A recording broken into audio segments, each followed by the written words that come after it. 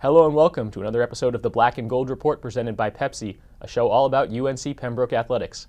I'm Cameron Songer, and on this week's show, we get an update on the men's basketball season from assistant coach Drew Richards, as well as a baseball season preview with their head coach Paul O'Neill. But first, we're joined by Drew Richards.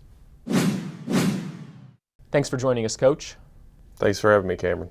Thinking back to the start of the season, the Braves were ranked in the top 25 nationally and picked to win the Peach Belt Conference by the conference coaches. What are some of the positives and negatives that come with the preseason attention? You know, positive-wise, it gets the guys excited, and it's great for recruiting, being to let possible future Braves know that we've earned enough respect in the conference and nationally that's the kind of lofty expectations that they put on us. Negative, obviously, it puts a lot of pressure on our guys. Now, with the team we had coming into the season, I thought with our senior-laden group, Quamaine Rose returning, Brandon Winfred, two preseason all-conference guys, I thought,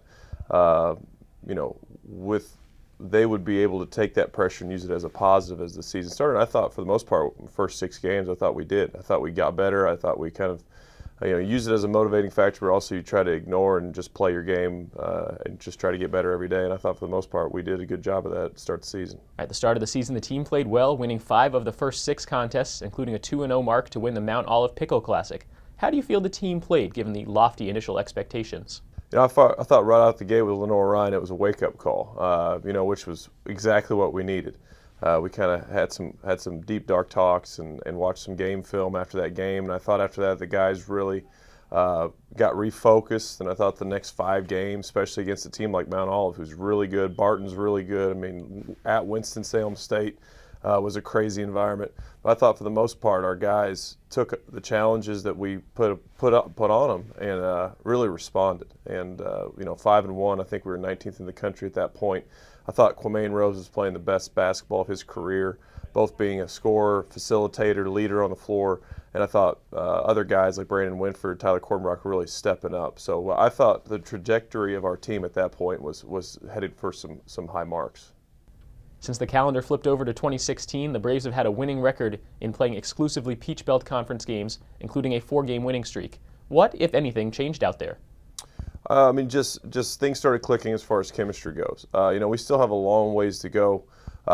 We take pride in rebounding the ball, and the last couple of games we haven't done that as well as we need to. Also defensively, as we started figuring out what our offense is like without Quamaine Rose, now we got to figure out defensively how can we make up for his on-the-ball pressure. And I thought Alex Bradley's setting the tone for that. We got to have some other guys step up defensively in order to keep doing what we want to do for the rest of the season. Obviously, postseason play is a goal for everybody, but we got to have some guys that can step up defensively, and we got to start being able to set the tone on that end of the floor now that we have some kinks worked out on the offensive end. There's still 10 games left in the season, and the Braves are still in contention for a high seed in the Peach Belt Conference tournament. What is the outlook like for the remainder of the 2016 campaign? It depends on how we come out, actually practice tomorrow. We got an early practice tomorrow morning.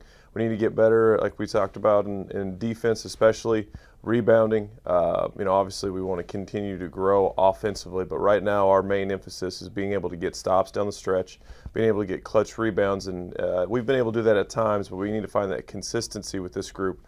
With 7 out of the top 10 guys didn't play last year, they're still figuring some things out, especially on the road in the Peach Belt Conference. There's no easy games, home for that matter either. But I think as long as our guys keep coming in every day like the attitude they have been doing, trying to get better, trying to work hard and giving it their best of their ability, I think we have still a chance to make some noise this year. It's time for our first break. When we come back, we're talking more UNCP men's basketball with assistant coach Drew Richards.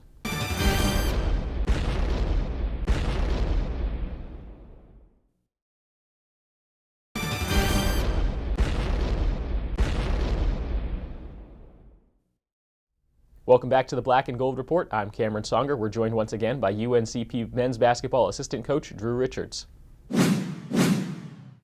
This year's team has a nice mix of upperclassmen and underclassmen, returners and newcomers. How does the atmosphere around this team compare to other teams you've been around?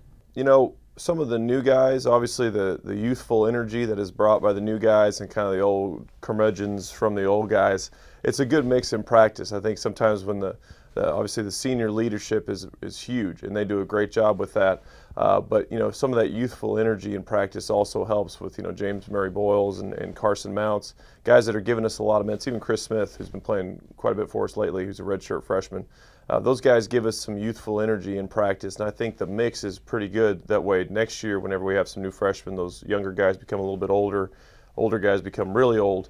I think that energy level and that expectation of the amount of effort that's supposed to be done in practice every day, I think it'll continue to grow.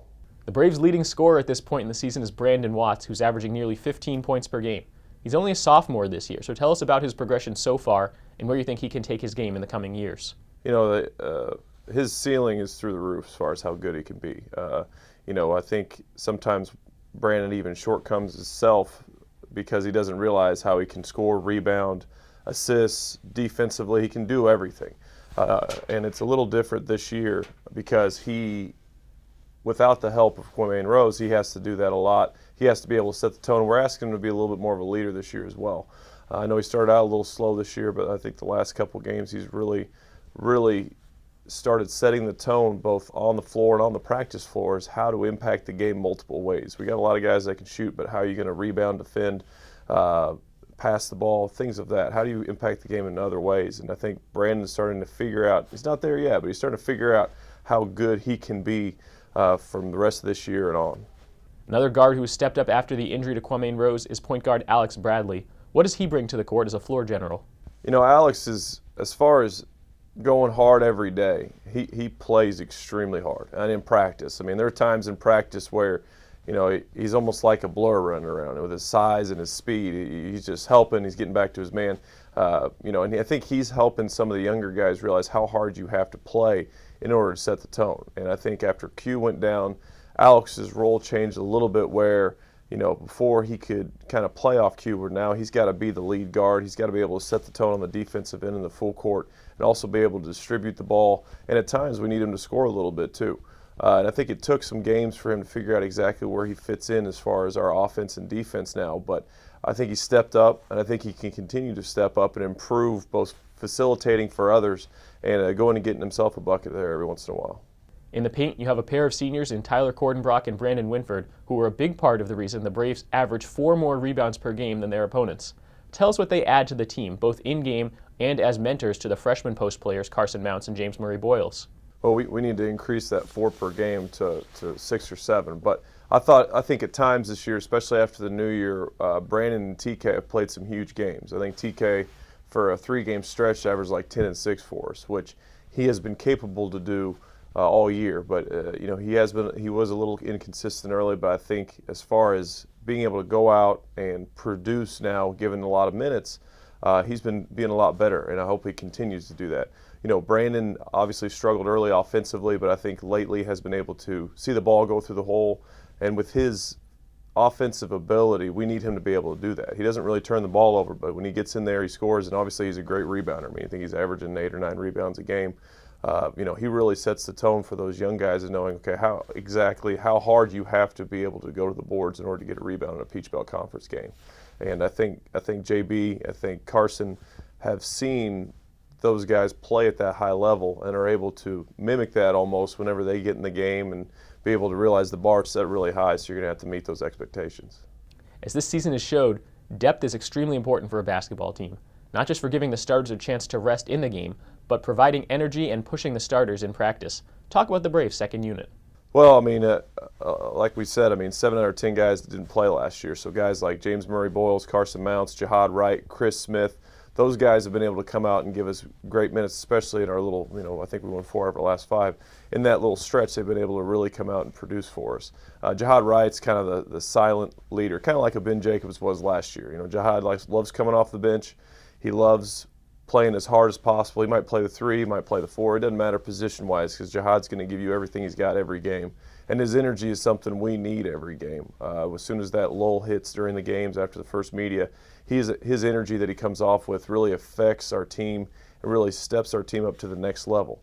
I said JB, he's a very talented freshman, able to score inside and outside. I think once he figures out how hard he has to go consistently in order to be a successful player in the Peach Belt, I think the possibilities are endless. Carson Mounts, I think he's shooting 60% from the floor for us right now. We need to get him the ball a little bit more. He needs to get his butt down a little bit more on defense. But as far as projecting how good those guys can be, along with Chris Smith, I think the future is bright as long as those guys continue to work like they have been doing and a little bit harder going into next year. Next up for the Braves is a cross-division game in the Peach Belt as Georgia Southwestern comes to town.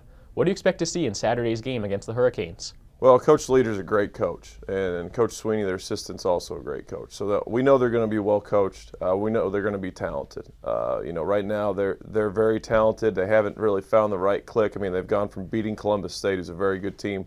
So we know they're capable of beating anybody in the conference. So they're going to come in here with a game plan and with talented players. We just got to be able to play our game. We've got to be able to be keyed in on the defensive end, and then we really got to make rebounding a big emphasis as far as trying to get extra possessions and extra points against their, like I said, very well-coached team. Thanks, Coach. Thanks. It's time to take another break. When we come back, we're talking UNCP baseball with head coach Paul O'Neill, so stay tuned.